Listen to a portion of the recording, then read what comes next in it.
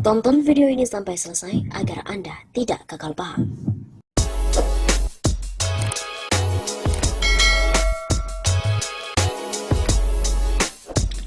Ada beberapa skenario jika Joko Widodo lengser dari presiden akibat desakan dari rakyat Indonesia.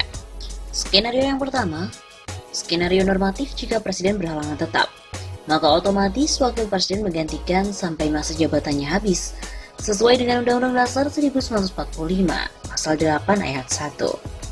Begitu kata pengamat politik Tarmizi Yusuf dalam pernyataan kepada wartawan beberapa waktu yang lalu. Kata Tarmizi, skenario wakil presiden Ma'ruf Amin jadi presiden dapat terlaksana bila kondisi normal tanpa gejolak politik. Apalagi Ma'ruf bukan dan tidak punya posisi strategis di partai. Beda saat posisi Habibie pada tahun 1998. Dengan posisi politik Ma'ruf Amin saat ini, sulit diterima oleh partai politik. Posisi bergaining Ma'ruf Amin yang lemah menyulitkan skenario ini diterima semua pihak. Ungkap Tarmizi. Menurut Tarmizi lagi, skenario kedua, presiden dan wakil presiden dituntut untuk mundur secara bersama-sama, maka menurut Undang-Undang Dasar 1945, Pasal 8 Ayat 3, pelaksana tugas kepresidenan adalah triumvirat menteri, yaitu Menteri Luar Negeri, Menteri Dalam Negeri, dan juga Menteri Pertahanan. Dalam tempo selambat-lambatnya, 30 hari MPR memilih presiden dan wakil presiden baru yang diusulkan oleh partai politik atau gabungan partai politik. Skenario kedua, kuat pasangan yang akan muncul adalah yang diusung koalisi PDIP dan Gerindra. Dengan total suara 31,9% yang terdiri dari PDIP 19,33% dan Gerindra 12,57%, yaitu Prabowo Subianto dan juga Puan Maharani. Butuh 19,1% untuk memenangi pemilihan di MPR. Begitu ungkapnya. Sementara, partai lain yang diprediksi akan mengusung calon selain Prabowo Puan adalah Nasdem, yang memiliki kursi 9,05%. Menurut Tarmizi, ketegangan politik antara Megawati dan Surya Paloh pasca Pilpres sehingga hari ini ditengarai sebagai sebab sulitnya bersatu kembali antara PDIP dan juga Nasdem. Adanya perbedaan dan agenda politik di antara keduanya menyebabkan Megawati dan Surya Paloh pun pecah kongsi. Selain ketiga partai itu, kemungkinan akan merapat pada salah satu koalisi yang ada dan kecil kemungkinan terbentuknya poros baru. Dengan bergabungnya PKS, PAN, dan juga P3, dengan total suara 19,57% otomatis, Prabowo Puan akan menang lebih dari 51%, belum termasuk 136 kursi DPD atau sekitar 19%. Prediksi suara DPD akan terpecah. Kata Tarmizi lagi, skenario ketiga mirip seperti peristiwa 1998. Terjadi chaos berkepanjangan sehingga Jokowi sebagai presiden mengeluarkan semacam super semar atau instruksi presiden tahun 1998 tentang Panglima Komando Operasi Kewaspadaan dan Keselamatan Nasional yang diberikan Soeharto kepada Wiranto. Gonjang-ganjing ABRI ketika itu diprediksi Wiranto tidak berani untuk menggunakan Impres tahun 98, seperti Soeharto menerima super semar dari Soekarno. Mungkinkah Jokowi saat terdesak menerbitkan hal serupa seperti Soeharto pada tahun 98? Impres bukan kepada Panglima TNI, melainkan perintah pemulihan keamanan kepada KSAD Jenderal Andika Perkasa. Kecuali ada pergantian Panglima TNI oleh Andika Perkasa dalam beberapa bulan ke depan.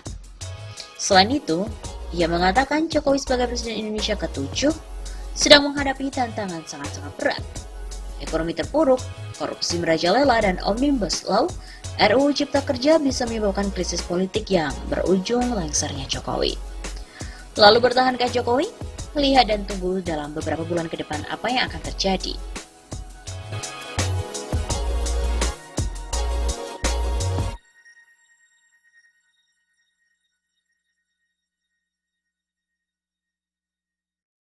SMI adalah Sabang Merauke Institute. Direkturnya adalah Syagam Danenggolan. Memprediksi rezim Jokowi bakal kolaps dalam 6 bulan ke depan. Tak hanya itu, dia juga memprediksi pertumbuhan ekonomi Indonesia hanya akan merosot tajam ke angka 2%. Hal itu pun ditengarai akibat mega korupsi yang tengah merajalela di negeri ini. Salah satunya adalah kasus PT Asuransi Jiwasraya, PT Asabri, dan sejumlah perusahaan yang berada di bawah BUMN lainnya. Pertumbuhan ekonomi juga dipengaruhi oleh adanya virus corona atau COVID-19 yang secara otomatis mempengaruhi hubungan dagang antara Indonesia dan juga Cina. Syahganda pun juga menduga mega korupsi Jiwasraya merupakan permainan para penguasa. Direktur PT Hanson International, Beni Cokro Saputro, tak hanya bermain di Jiwasraya tapi juga di beberapa perusahaan asuransi plat merah lainnya. Beni ini bermain mengendalikan baik asuransi Jiwasraya, Asabri, dan lain-lain. Itu menggurita kemana-mana. Itu permainan kekuasaan, ujar Syahganda dalam sebuah diskusi di Jakarta Selatan pada hari Kamis 5 Maret. Mega korupsi yang terjadi di era Presiden Jokowi merupakan kasus dengan kerugian terbesar sepanjang sejarah Republik Indonesia. Saat B.J. Habibie memimpin Republik Indonesia, kerugian negara akibat kasus Bank Bali hanya 400 miliar rupiah, dan itu sudah heboh seluruh negeri. Pada era Susilo Bambang Yudhoyono, pembobolan Bank Senturi 6,7 triliun rupiah. Juga itu sangat heboh. DPR pun juga membentuk pansus. Sementara katanya mega korupsi di era Jokowi jauh lebih gila. Sebab katanya negara rugi hingga puluhan triliun dan masih ada elit yang menutup-nutupi dan menganggap semua ini enteng dari kasus-kasus tersebut. Di bidang ekonomi, beberapa ekonom telah memprediksi pertumbuhan ekonomi akan stagnan di bawah 5%. Menteri BUMN Erick Thohir juga menyebut pertumbuhan ekonomi hanya 4% karena ada virus corona. Sementara untuk ekonomi senior, Rizal Ramli juga memprediksi hanya 4% saja. Kalau kata Syahganda, dia pun sudah tak bisa percaya lagi. Dan dia memprediksi hanya 2% karena tidak ada lagi yang masuk dari Cina. Dengan semua masalah itu, dia memprediksi rezim Jokowi pun akan ikut terseret. Dan bayangannya, kalau Jokowi ini nggak pintar-pintar untuk mencari solusi, dia akan kolaps hanya dalam 6 bulan saja. Dan Syahganda pun sudah mempelajari semua itu. Begitu katanya. Memang, dugaan berita korupsi di istana era Jokowi ini merajalela di mana-mana. Adanya dugaan berita korupsi di istana era Joko Widodo merajalela, mulai dari kasus Jiwasraya sampai dengan Harun Masiku. Demikian yang dikatakan oleh pengamat politik Muslim Arbi dalam sebuah pernyataan kepada Suara Nasional. Pansus Jiwasraya di DPR pun gagal dan Kejaksaan Agung tidak ada progres dalam kasus perusahaan asuransi negara itu. Kata Muslim lagi, dugaan pelaku korupsi Jiwasraya menjadi anggota Dewan Pertimbangan Presiden atau Watimpres. Mereka berlindung di istana agar tidak diperiksa berkaitan dengan kasus Jiwasraya. Menurutnya lagi, kasus Harun Masiku yang melibatkan Sekjen DPP PDIP Hasto Kristianto pun tidak ada kejelasan. Karena KPK sudah dikendalikan oleh partai-partai penguasa, sehingga KPK tidak independen lagi.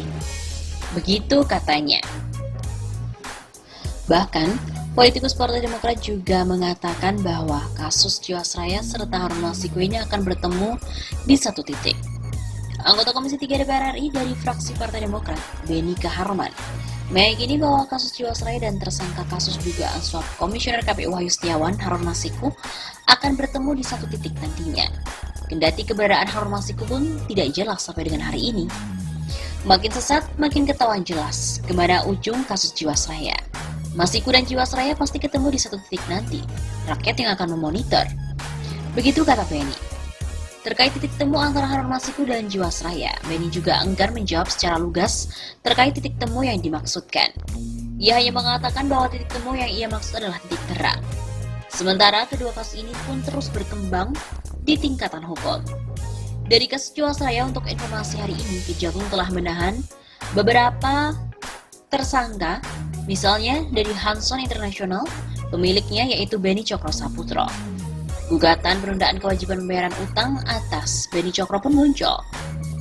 Dalam sistem informasi penelusuran perkara pengadilan Jakarta Pusat, dikutip dari media elektronik, gugatan PKPU dilayangkan Arif Effendi. Gugatan KPU itu ditujukan kepada Oki Irwiana Safitri beserta dengan Beni Cokro Saputro. Sedangkan untuk perkembangan dari kasus Harun Masiku terkini, penyidik KPK tertanggal 29 Januari telah memanggil Komisioner KPU Sumatera Selatan, Kelly Mariana. Kelly juga dipanggil sebagai saksi kasus suap terkait pergantian antar waktu anggota DPR yang melibatkan ex-komisioner KPU Wahyu Setiawan dan ex-caleg PDIP Harun Masiku. Namun diketahui bahwa Harun yang menjadi tersangka dalam kasus ini merupakan ex-caleg DPR dari daerah pemilihan Sumatera Selatan 1 belum juga ditemukan.